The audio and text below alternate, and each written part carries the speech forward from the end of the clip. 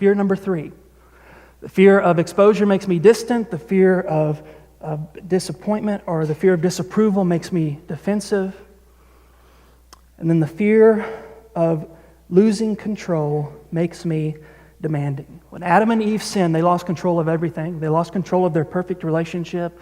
They were kicked out of the garden. They lost that relationship with the Lord. They were out of control. And what you see in Genesis chapter 3, starting in verse 16, are these consequences, starting in verse 15. And one of the consequences of their sin was that Adam and Eve and all men and women from that point on, all relationships are going to have this dynamic of trying to control one another. So look at what the Lord says to Eve in verse 16. He talks about childbearing, how that's going to be painful. But then in verse 16, he says, your desire shall be for your husband, and he shall rule over you.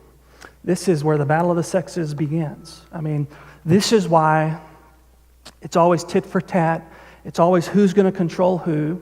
That word, your desire will be for your husbands, the same word used of Cain right before he's going to kill Abel. That sin was crouching at his door and its desire was for him. It's this desire to overpower and manipulate. And yet, even though there's going to be that desire from the woman on the man's going to domineer and overpower the woman.